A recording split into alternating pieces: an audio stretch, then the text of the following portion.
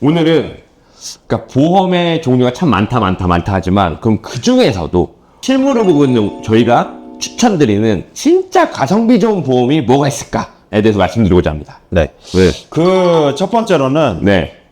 배상 책임 보험입니다. 너무 가성비 있죠. 네. 네. 근데 이 배상 책임이라 그러니까 또 이제 굉장히 폭넓게 생각하시는데 그 앞에 단어가 붙어요. 네. 일상생활 배상 책임. 그렇죠. 예.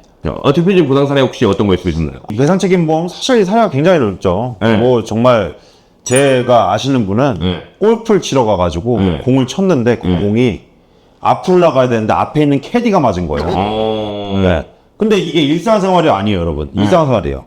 일상생활이지. 일상생활이죠. 업무가 아니었으니까. 네. 그래서 이거 일상생활 배상 책임을 청구해가지고 네. 캐디분 치료비 합의금 이런 거 다 보장해주고. 네. 저는 이제 이 두피 관리샵을 다니다가 네. 이 관리 기계가 크게 들어오는 게 있었는데 누가 이제 그걸 붙잡고 이렇게 대고 있었어. 밑에 박지가 달려 있으니까. 근데 뭐라나 이렇게 잠깐 흘려가지고 쫙 굴러가서 벤츠 S500을 박은 거예요. 네. 네. 이것도 일상생활이거든. 아, 누가 이렇게 쳤구나. 네, 이제 손님이 와가지고. 그래서 그러니까 의도치 않게. 네, 그래서 네. 그 벤츠 500 수리비를 이제 일상생활 배상 책임으로 이제 배상을 해줬던 사례도 있거든요. 저는 그런 것도 있어요. 그냥 자기 집에 있는 방충망을 네. 내가 갈다가, 네. 실제로 네. 갈다가 네. 그걸 떨어뜨린 거야. 네. 근데 떨어져가지고 앞에 벤치를 떨어뜨렸는데 네. 벤치에 있는 위에 이 파노라마 썬루프가 와장창 다 깨졌어. 일상 배상 책임은 벤츠를 따라다니는. 벤치를 따라다니는 건 아닌데 이것도 일배책으로 다 청구가 가능하고. 아, 그렇죠. 네. 그러니까 이렇게 우리가 삶을 살아가다가 누구나 쉽게 일어날 수 있는 누군가에게 배상해줘야 되는 책임의 소지가 생겼을 때 이것을 보험으로 처리해주는 게 배상책임 보험이잖아요. 그렇죠. 네. 근데 이 사례가 네. 너무 무궁무진합니다. 정말로. 이게 돼? 라고 하는 것들도 되는 사례가 많더라고요. 네, 그럼요. 네. 저는 뭐 그냥 이런 것도 봤어요. 담배 꽁초 이거 진짜 담배 물다가 네. 우리 남자분들 담배 피우시다 보면 그냥 막 이렇게 툭 버리고 털죠. 하잖아요. 네. 버렸는데 불이 붙었어. 네. 건물이 난리가 났어. 네. 네. 그것도 부담됐어요. 네. 근데 일상배상 책임도 한도는 있다라는 거. 네, 그 한도가 보통 1억 원이 있다. 1억 원. 네. 네. 네. 그리고 이제 이 일상생활 책임은 대인과 대물로 나뉘어져 있는데 네. 대인 같은 경우에는 자기 부담금이 없고 대물 같은 경우에는 자기 부담금이 20만 원이 존재하는데 네. 보통 이거는 이제 모든 사고에 대해서 20만 원 해주는 게 아니라 네. 일상생활 배상 책임이 정말 이 청구가 많이 되는 어떤 사례 중에 하나는 또 어떤 거냐면 바로 이 누수사고입니다. 누수사고. 아, 그죠. 네. 근데 이 누수사고 같은 경우에 우리 집에서 이 주택상에 하자로 인해서 물이 누수가 되었을 경우에 그걸 일상생활 배상 책임 청구가 가능한데 네.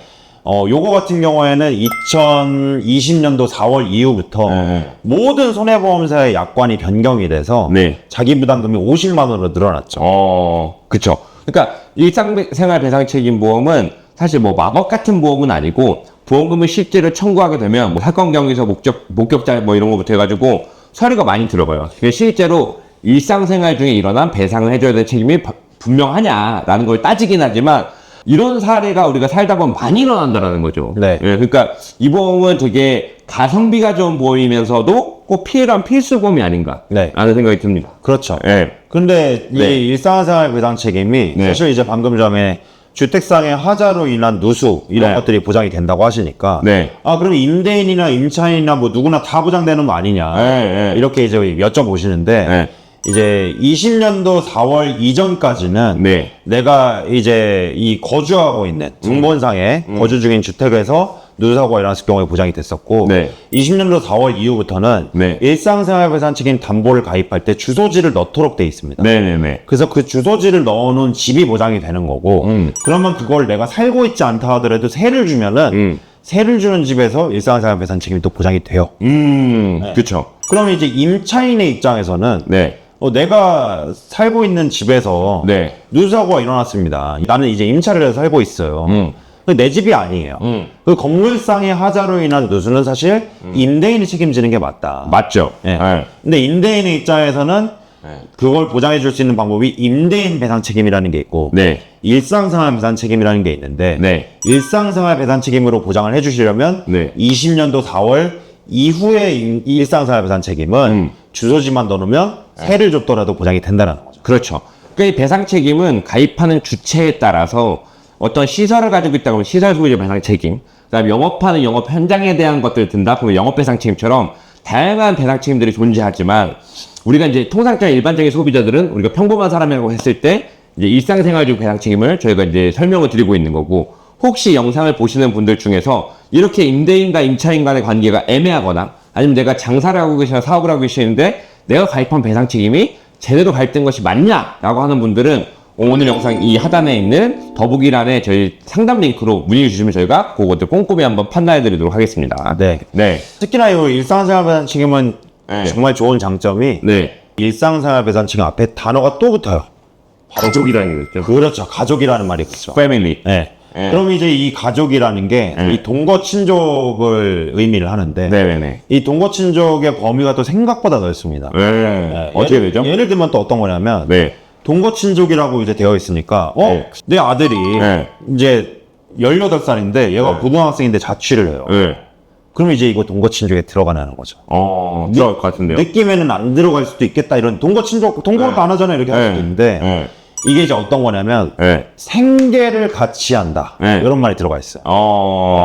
벌어서 같이 나눠 먹고 쓴다. 그렇죠. 네. 그래서 내가 그 아들의 어떤 생계를 책임져 주고 있는 상황의 동거 친족은 또 이제 이 일상생활 배상 책임 보장 범위에 들어가기 때문에 내가 가입을 해도 네. 자식도 이제 혜택을 볼 수가 있는데 네. 다만 이 일배책을 가입하실 때 조심하셔야 되는 건 네. 이게 또 언제 생계가 분리될 수도 있는 거고 아이가 성장해서 독립했을 때 이걸 따로 그 시기에 가서 챙겨줄 수 있는 보험이 아니기 때문에 네. 미리미리 그냥 각자 준비를 해놓으시면 좋을 것 같다. 그쵸. 네. 그러니까 모든 보험이 그렇듯이 보상해주는 항목도 있지만 보상하지 아니하는 손해에 대한 것들도 명확하게 그 가입 시기, 상품마다 정해져 있기 때문에 이런 내용들을 잘 살피셔야 네. 추후에 오해가 없을 수 있다. 네. 라는 겁니다. 또 마지막으로 이제 한 가지만 더 이제 말씀을 드린다면 일배치에 관해서. 네. 네. 자동차 관련된 사고는 보장이 안 돼요. 그죠. 면책사항들이 있는 거죠. 그렇죠. 면책사항이 이제 여러 가지 조항들이 있는데 네. 이제 내가 차를 운행을 하다가 난 사고들은 보장이 안 된단 말이에요. 네, 그렇죠, 그렇죠. 근데 이 차량이라 그러니까 그럼 차량의 범주는 어디까지 가요? 네. 자, 오토바이 안 되고요. 네. 그 다음에 전기 자전거. 우리 네. 자전거도 돼요. 예. 근데 전기 자전거가 네. 되는 전기 자전거가 있고 안 되는 전기 자전거가 있어요. 뭔지 알죠? 그러니까 내가 페달을 좀 세게 밟아야 가냐, 네. 슬쩍만 돼도 가냐. 네. 요 차인 것 같아. 더 정확하게는 네. 얼추 비슷하셨는데 네. 땡기면 가는 전기 자전거가 있어. 그건 안 되고. 얘는 안 돼. 네. 근데 페달을 굴려야지 가는 전기 자전거는 돼요. 네. 네, 걔는 또 자전거에 들어가거든. 저 얼마 전에 자주 타잖아요. 그래요? 이딴 식으로만 듣고 왜 전기자전거를 타고 있는지. 네. 페달을 굴려야지 가니까. 근데 이런 애들은 또 일상생활 배당 책임이 되는데 네. 혹시나 이 가족 일상생활 배당 책임 같은 경우에는 네. 여가 활동을 하시다가 네. 내가 뭐 골프를 하던 자전거를 타던 뭐 레저 스포츠 다양한 것들 하시잖아요. 네. 그런 것들을 하다가 사고가 났을 때도 배상 책임 보장이 되고 네. 그 다음에 네. 이런 것도 물어보세요. 나 저기 식당 종업원인데 네. 이거 들고 나르다가 이렇게 엎었어요, 손님 다리. 이것도 해당이 될까 안 될까요? 이거요? 원래는 막 직무상 연관성 안 될 것 같은데 어때요? 요거는 네. 방금 말씀하신 것처럼 네. 업무 중이기 때문에 요건 또 해당이 안 됩니다. 그렇죠. 그래서 이게 업무 중이냐 일상생활이냐 네. 이런 보장받을 수 있는 몇 가지 사례를 설명해드렸는데 네. 혹시나 아직도 준비를 안 하신 분이 있다 그러면 네. 어지간하면 요건 들고 계셔라. 네. 추천드리겠다. 네. 요 가성비 아주 좋은 보험입니다. 네. 요 첫 번째로 말씀을 드린 거고. 네. 본 광고는 광고 심의 기준을 준수하였으며 유효 기간은 심의일로부터 1년입니다. 두 번째는 어떤 보험이었죠? 두 번째는 이제 사실 요새는 우리나라가 의료 이런 기관들이 잘 되어 있다 보니까 병원들을 되게 자주 가시고 요새는 이제 건강검진이 어떤 필수인 걸로 인식되는 시대가 되었다. 그러다 보니까 병원에 가서 위내시경 검사를 하시고 용종을 진짜 많이 떼세요. 네. 이게 너무 많기 때문에 이럴 때 참 가성비 좋게 쓸 수 있는 보험 중에 하나가 바로 이제 수술비 보험들이 있습니다. 네. 이 수술비 보험 같은 경우에는 특히나 네. 좋은 점이 저는 이렇게 생각해요. 네. 진단비 다음이 수술비거든요. 네네네. 진단비는 한번 보장받으면 담보가 없어져요. 그리고 진단비는 여러분들 아실지 모르겠지만 보장 범위가 좁아요. 왜냐하면 암 진단비, 뇌졸중 진단비, 그렇죠. 심근경색 진단비 네. 이렇게 얘기하거든요. 거기에 따른 질병 코드가 명확하게 딱 들어가야 네. 나가는 거니까. 그렇죠. 네. 이게 왜 그러냐면 상해 진단비, 질병 진단비 이런 건 만들 수가 없어요. 없지. 그냥 앞에 S코드 부르면 다 나가고. 그렇죠. 네. 그럼 보험회사 망하거든. 그죠. 네. 네. 그래서 네. 이 진단비의 폭이 좁고 네. 한 번 지급받으면 없어지는 부분을 보완하기 위한 네. 그 담보가 바로 수술비 보험이다. 네. 네. 수술을 할 때마다 계속해서 보장을 해주고 네. 그러면 상해 수술비는 있나요? 이렇게 물어보시면 상해 수술비는 있죠. 있죠. 질병 수술비도 있죠. 있어요. 예. 왜 그러냐면 진단비처럼 폭이 좁지 않고 금액을 크게 보장해 줄 필요가 없고 진단만 받는다고 나가는 게 아니라 진단하고 나서 수술까지 해야지 보험금이 지급이 되니까 그쵸.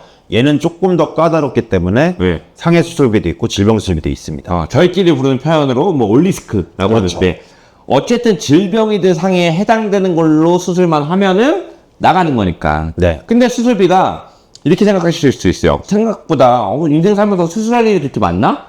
라고 할 수 있지만 생각보다 수술할 일이 많다는 거예요. 그럼요. 예. 가령 예를 들면 자주 이렇게 하는 수술들이 이 치질들 거의 이제 만성질환이거든요. 성인과 함께 하는 거거든요. 네. 치질 수술도 많이 하고. 네. 그 다음에 이 코 고는 분들 이제 비중격도 많이 하시고. 네. 그 다음에 이제 남자들은 이제 이런 야외 레저 활동하다가 뭐 갓난 수술도 많이 하는데 수술을 진짜 많이 하거든요. 근데 정말 많이 하죠. 이때마다 실손 의료비 보험밖에 없다라면은 사실 내부담금도 발생을 하고 하는데 내가 수술비 보험 별도로 있다라면은 내가 항상 내 돈을 실제로 소비하지 않고 보험의 본래의 기능을 좀 잘 활용할 수 있는 게 이 수술비가 가성비가 참 좋지 않나 라는 생각을 합니다. 맞습니다. 저 네. 같은 경우에도 네. 허리가 아파서 화장실에서 자지러진 적이 있는데 네. 이때 병원에 가서 제가 신경성형술 치료를 받았는데 네. 이 신경성형술은 또 어지간한 보험사들이 다 면책이에요. 근데 되는 회사가 있어요. 네. 문의 주신 분은 알려드릴 건데 그렇죠. 제가 이게 디스크로 신경성형술 받아서 그때 보험금 받았거든요. 와, 그러니까. 잘 가성비 받았어요. 좋지. 네. 네. 보험료도 비싸지 않았어요. 네. 네. 그리고 또 이제 건강검진간에 어떤 용종을 제거하시게 되면은 건강검진 비싸게 주고 하시잖아요. 근데 그래도 내가 수술비라도 청구할 수 있다라면은 또 그런 부분을 좀 메울 수 있고 하니까 수술비는 우리가 이제 올리스크라고 하는 질병 수술비, 상해 수술비가 있고 그다음에 종수술비가 있고 이런 특정 수술비들이 있는데 다양한 수술비들을 어떻게 조합하면은 내가 최고의 가성비를 뽑고 잘 활용할 수 있는지는 상담 링크로 문의 주시면 저희가 개별적으로 알려드리도록 하겠습니다. 네. 네. 그래서 두 번째로는 네. 이제 이 수술비 보험에 대해서 가성비 좋은 보험으로 네. 추천을 드렸고 네. 세 번째는 뭡니까? 세 번째는 저는 제 개인적으로는 골절 진단비. 특히 이건 남녀 가릴 게 없다고 봐요.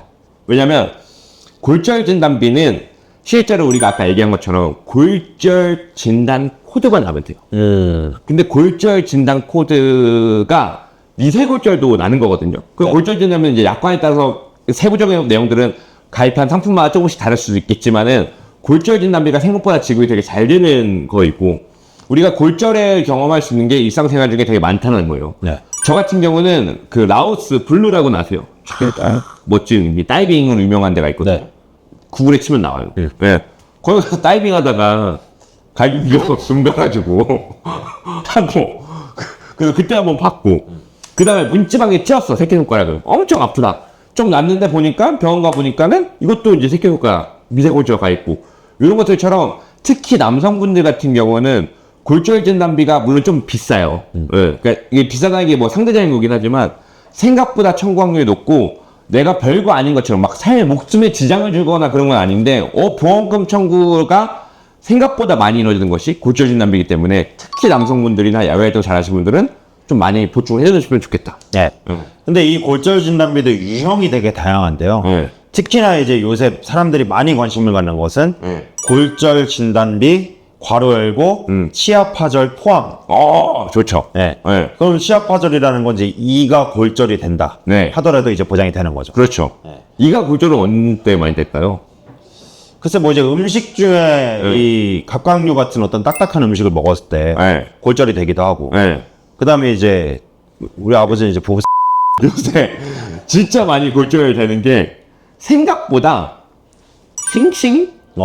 네. 싱싱이 타다가 그냥 아그작 날아가는 경우도 저는 많이 봤거든요. 전동보드 같은 거. 네. 이런 것도 많고 이거 파절되고 하면은 뭐 물론 이제 뭐 치료할 수도 있겠지만 임플란트 하는 경우도 돈이 많이 깨진단 말이에요. 네. 근데 이렇게 되었을 때 사실 우리네 삶을 위협할 정도로 몇 천이 더 깨지는 건 아니지만 이렇게 생각보다 예상치 못한 금전적 손실이 났을 때 내가 가입하고 있는 골절 진단비에서 일정 금액이 지급이 된다라고 하면 보험의 효용을 다 하는 거죠. 네. 그리고 이런 골절 진단비뿐만 아니라 또 예를 들면 5대 골절 진단비라고 그랬어요. 네. 머리, 예, 목, 예, 그 다음에 흉추, 예, 요추, 예. 그 다음에 대퇴부 예. 이렇게 해서 이제 5대 5가지 부위가 골절이 됐을 때 금액을 일반 골절 진단비에 비해서 조금 더 크게 대신 보험료는 좀 더 싸게 왜냐면 보장 범위가 좁으니까 그렇죠. 네, 이런 골절 진단비도 있기 때문에 네. 보통 이제 가성비를 누리기 위해서는 일반 골절 진단비, 치아파절 골절 진단비, 5대 골절 진단비 이런 것들을 이제 같이 가입을 하시죠. 그렇죠. 그리고 골절 진단비 같은 경우도 비갱신형으로 가입이 가능하잖아요. 그렇죠. 그래서 젊었을 때 조금 가입을 해놓으면 그러면 나중에 이제 70, 80대가 되어서도 사실 40대만 넘어가도 이 기지개 켜다가 갈비뼈 골절되는 경우들도 있고 그 다음에 여러 가지 일상생활하다가 생각지도 못하게 화장실에서 뭐 물 미끄러져가지고 이럴 때 엄청 치명적인 골절은 아니지만 생활적으로 골절되는 경우들이 많이 있으니까 그때마다 다 청구가 가능한 거예요. 네, 네. 맞습니다. 네. 그래서 오늘 네. 이 총 3가지를 정리해드렸는데요. 네. 첫 번째로는 가족 일상생활 배상 책임보험. 네. 배상 책임. 네, 그 다음에 이제 두 번째로는 네. 보장 범위가 넓고 반복 지급되는 수술비 보험. 네. 그 다음에 이제 세 번째로는 네. 단장께서 말씀하셨던 요 골절 진단비. 네. 이렇게 해서 네. 오늘 총 3가지 가성비가 좋은 보험에 대해서 알려드렸는데요. 네. 오늘 영상을 보시면서 이 3가지 중에서 나 저거 있나? 혹은 나 저거 좀 부족한 것 같은데? 저건 나도 한번 알아봐야겠다 라고 하는 생각이 드셨다라면 머뭇거리지 마시고 저희 영상 하단에 있는 더보기에 있는 상담 링크로 연락을 주시면 저희가 친절하게 상담을 드려보도록 하겠습니다. 네. 영상 내용 좋으셨다면 당연히 좋으셨겠지만 네. 좋아요, 구독, 알림 설정, 댓글까지 네. 남겨주시면 저희 영상 계속해서 촬영하는데 많은 도움 되니까요. 많이 관심 가져주시면 감사하겠습니다. 네. 마치겠습니다.